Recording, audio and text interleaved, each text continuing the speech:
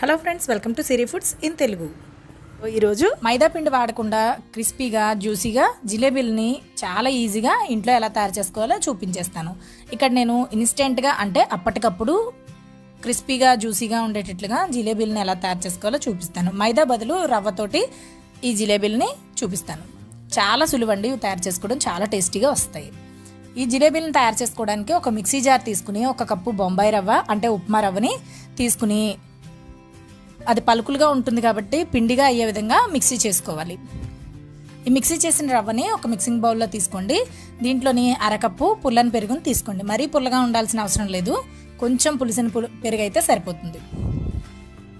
ఈ పెరుగు రవ్వ అంతా కూడా బాగా మిక్స్ అయ్యే విధంగా ఒక స్పూన్ తోటి ఈ విధంగా బాగా మిక్స్ చేసుకోండి. బాగా గట్టిగా ఉంటే కనుక మధ్యలో కొద్దిగా వాటర్ యాడ్ చేసుకుంటూ మరీ పలచగా అయిపోకుండా జాగ్రత్తగా మిక్స్ చేసుకోండి. ఇది మరీ గట్టిగా ఉండకూడదు, మరీ పలచగా అయిపోకూడదు. నేను ఇక్కడ చూపిస్తున్న కన్సిస్టెన్సీ రావాలి. ఇలా కలిపిన తర్వాత మూత పెట్టేసి 20 నిమిషాల పాటు పక్కనే ఉంచుకోవాలి. ఇప్పుడు మనం పాకం తయారు చేసుకోవడం కోసం స్టవ్ ఆన్ చేసుకుని ఒక వెడల్పాటి గిన్నె పెట్టుకుని 1.5 కప్పుల పంచదారని యాడ్ చేసుకుని 1 కప్పు వాటర్ వేసుకుని పంచదార అంతా కరిగేంత వరకు బాగా మరగనివ్వాలి. ఈ విధంగా బాగా మరిగిన తర్వాత పంచదార అంతా కరిగిన తర్వాత ఒక చిటికెడు కుంకుమ పువ్వు, 1/2 టీ స్పూన్ యాలకులను వేసి బాగా మిక్స్ చేసుకోవాలి. ఈ పాకం అనేది ఎటువంటి పాకం రావాల్సిన అవసరం లేదు, కొంచెం స్టిక్కీగా మన వేళ్ళకి అంటుకుంటే సరిపోతుంది. మనకి పాకం తయారైంది అనుకున్న తర్వాత పాకం గట్టి పడిపోకుండా ఉండడానికి ఒక అరచక్క నిమ్మరసాన్ని పిండేసి స్టవ్ ఆఫ్ చేసి పాకాన్ని పక్కన ఉంచండి. ఇందులో కుంకుమ పువ్వు ఖచ్చితంగా వేయాల్సిన అవసరం లేదు, ఫుడ్ కలర్ ఉంటే కొంచెం యాడ్ చేసుకోండి. 20 నిమిషాల తర్వాత మనం మూత తీసి పిండిని చూస్తే ఈ కన్సిస్టెన్సీలో ఈ విధంగా ఉండాలి. ఇప్పుడు మనం 1/2 టీ స్పూన్ వంట సోడాని వేసి బాగా మిక్స్ చేసుకోవాలి. ఒకవేళ మీకు నానిన తర్వాత పిండి బాగా గట్టిగా ఉందనిపిస్తే కొంచెం వాటర్ని యాడ్ చేయండి. ఇప్పుడు మనం జిలేబీలను వేసుకోవడానికి ఇలాగా ఒక పాల ప్యాకెట్ కానీ పెరుగు ప్యాకెట్ కానీ బాగా వాష్ చేసుకుని తీసుకుని ఒక గ్లాస్లోకి పెట్టుకుని పిండిని ఈ విధంగా కొంచెంగా ఆ ప్యాకెట్లోకి వేసుకుని కోన్ షేప్ వచ్చేటట్లుగా తయారు చేసుకోవాలి.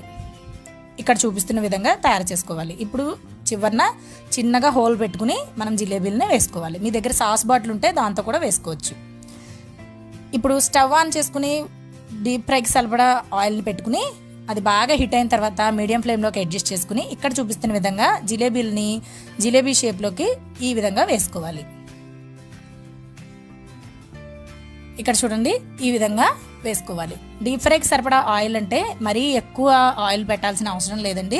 ఇక్కడ చూపిస్తున్న విధంగా అడుగున జిలేబీలు మునిగేంత వరకు ఆయిల్ ఉంటే సరిపోతుంది. ఒకవైపు కొద్దిసేపు వేగిన తర్వాత వాటిని రెండో వైపు కూడా టర్న్ చేసుకుని రెండు వైపులా కూడా కొంచెం గోల్డెన్ కలర్ వచ్చేంత వరకు వేయించుకుంటే సరిపోతుంది. మరీ ఎక్కువగా వేగిపోవాల్సిన అవసరం లేదు. ఇక్కడ చూస్తున్నారు కదా, ఈ కలర్ వచ్చేంత వరకు వేయించుకుంటే సరిపోతుంది. మనం పాకంలో ఫుడ్ కలర్ యాడ్ చేస్తాం కాబట్టి ఈ జిలేబీలకి రవ్వలో ఫుడ్ కలర్ యాడ్ చేయాల్సిన అవసరం లేదు. ఇప్పుడు మనం ఇలా వేగిపోయిన వాటిని ఒక ప్లేట్లోకి తీసేసిన తర్వాత వెంటనే మనం పాకంలోకి యాడ్ చేసుకోవాలి. ఈ పాకం పూర్తిగా చల్లారిపోతే కనుక ఒక్కసారి వేడి చేసుకోండి. కొద్దిగా వేడిగా ఉంటే మనకి బాగా పీల్చుకుంటాయి. ఇప్పుడు 1/2 నిమిషం ఒకవైపు 1/2 నిమిషం రెండో వైపు ఉంచుకుని అంటే 1 నిమిషం పాటు పూర్తిగా నానిన తర్వాత ఆ జిలేబీలని తీసేసి వేరే ప్లేట్లోకి తీసుకుని పక్కన ఉంచాలి. ఇప్పుడు మరలా అదే ప్యాన్లో ఇంకా మిగతా పిండి ఉంటుంది కదా, దాంతో మనం మరలా జిలేబీలని వేసుకుని వేయించుకోవాలి. ఇలా మనం పిండి ఉన్నంత వరకు కూడా జిలేబీలని వేసుకుని వేయించుకుంటూ అవి వేగిపోగానే పక్కనే ఉన్న పాకంలో వేసి 1 నిమిషం పాటు నాననిస్తూ వాటిని నానిన తర్వాత వేరే ప్లేట్లోకి తీసేసుకుంటూ ఉండాలి. ఈ జిలేబీలు వేయించుకోవడం, పాకంలో వేసి నానబెట్టుకోవడం అనేది మనకి 2 పనులు ఒకే టైంలో చేసుకుంటూ ఉండాలి. మనకి ఈ విడత వేగేలోగా నానిన జిలేబీలని వేరే ప్లేట్లోకి తీసేసుకుంటూ ఉండాలి.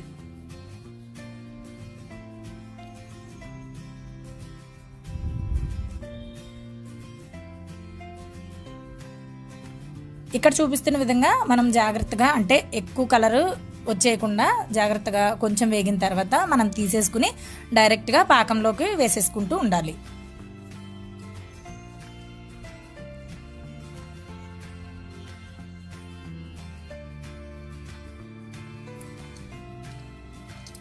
మొత్తం పిండి అయ్యేంత వరకు కూడా మనం జిలేబీలని ఈ విధంగానే తయారు చేసుకోవాలి. ఇలాగా బాగా నానిన జిలేబీలు అన్నిటిని కూడా మనం సెపరేట్గా తీసేసుకుంటూ వేరే ప్లేట్లోకి తీసేసుకోవాలి. ఇంతేనండి, మనకి ఇన్స్టెంట్గా అప్పటికప్పుడు మైదా వాడకుండా రవ్వతో జిలేబీలు అనేవి మనం చాలా ఈజీగా ఇంట్లో తయారు చేసేసుకోవచ్చు.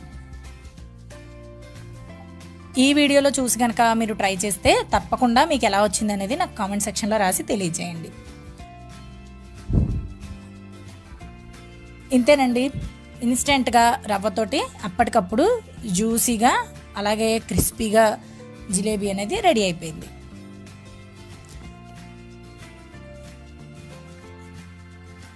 ఇక్కడ చూపిస్తున్నాను చూడండి, చూస్తున్నారు కదా పాకం పీల్చుకుని ఎంత జ్యూసీగా ఉన్నాయో. ఇంతేనండి, ఈ వీడియో కనుక మీకు నచ్చితే ఈ వీడియోకి ఒక లైక్ చేసి మీ ఫ్రెండ్స్ అండ్ ఫ్యామిలీకి షేర్ చేయండి. మరిన్ని టేస్టీ అండ్ అమ్మీ రెసిపీస్ని చాలా సులువుగా తయారు చేసుకోవడానికి సిరి ఫుడ్స్ ఇన్ తెలుగు ఛానల్ని సబ్స్క్రైబ్ చేయడం మర్చిపోకండి.